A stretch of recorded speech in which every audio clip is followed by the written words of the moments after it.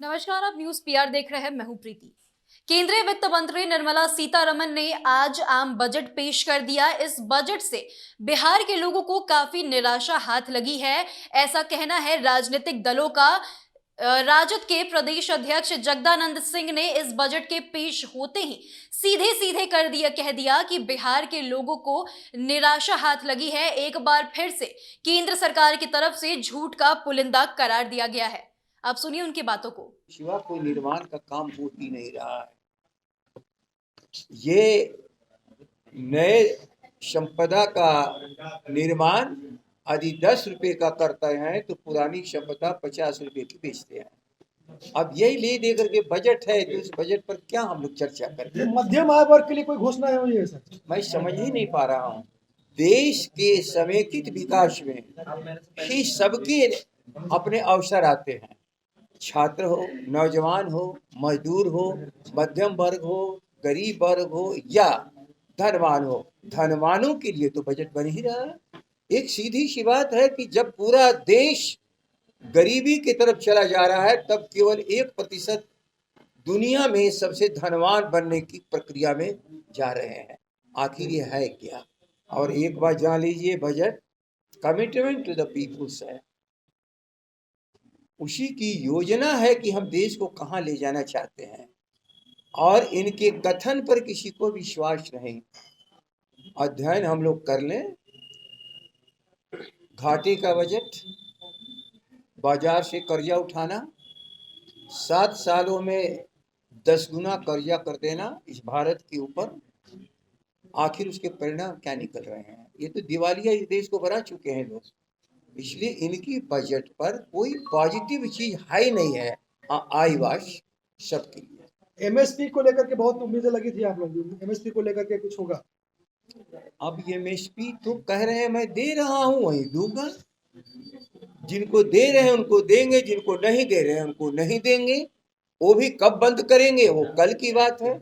शायद ये चुनाव नहीं रहता तो 3 कानून भी माथे पर आ जाता, और वो तीनों कानून का इनडायरेक्ट ही था कि पूरे कृषि क्षेत्र को, व्यापारियों के, मल्टीनेशनल्स को, सारे लोगों को सुपर्द कर देना और किसानों को मजदूर बना देना। तो जब उसमें अब कहा है एमएसपी, याद रख लीजिए, जब खुले बाजार की बात होती है तो न्यूनतम के कीमत की कोई बात ही नहीं रह जाती है। खुले बाजार का एक ही मतलब है कि कोई भी बेस प्राइस नहीं है। डिमांड और खपत के आधार पर बाजार जितना चाहे उसकी कीमत दे ले। यही तो कानून बन रहा था। अब वो कानून को वापस हुआ, लेकिन एमएसपी पर जो लोग सिक्योरिटी मांग रहे थे, इसको कानूनी दर्जा दो या केवल एग्जीक्यूटिव ऑर्डर से है, इसमें ना मानने वाले को कोई सजा नहीं है। कानून का एक ही मतलब, या तो मानोगे या तो सजाए भोगोगे। इसमें सीधी सी बात है, चाहे वो माने चाहे ना माने। जैसे बिहार है, सही है ना, और नौकरी न दो थोड़ी देर के लिए, लेकिन यहाँ से 1.5 करोड़ से 2 करोड़ से 3 करोड़ बेरोजगार हो रहे हैं। चला ना? अब उसका क्या होगा? मान लो तुम नौकरी नहीं दे पाओगे, लेकिन नौकरी जिनको थी, अर्थात देश की अर्थव्यवस्था में इतने बेरोजगारों को खपत करने की गुंजाइश थी, वो क्यों निकाले जा रहे हैं? वो क्यों निकाल दिए गए? बेरोजगारी का दर हाईएस्ट एवर इस पूरे देश, इस बिहार में है। इनकम टैक्स स्लैब में भी आम बजट में कुछ नहीं दिया गया। सर, एक सवाल है कि सवाल उठा रहे हैं, कह रहे हैं कि विशेष राज्य का दर्जा इस बार भी नहीं मिला और ये दुखद है।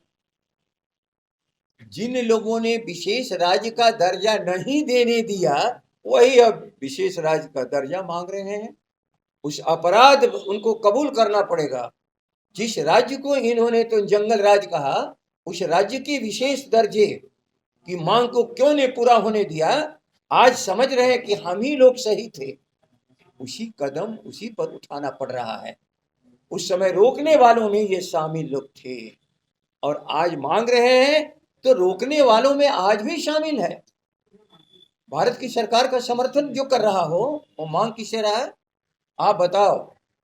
आप किसी से अपना फोटो लेकर के खींच रहे हो और कह रहे हो कि फोटो भाई खींच देना, तो तुम्हारे पास तो जा रही है। अब क्या किसके रहे हो? सरकार में है कि नहीं? ये इनका मंत्रालय जो भी हो, छोटा हो बड़ा हो, स्टील वाले बनाने के निर्माण में इनके मंत्री हैं कि नहीं हैं?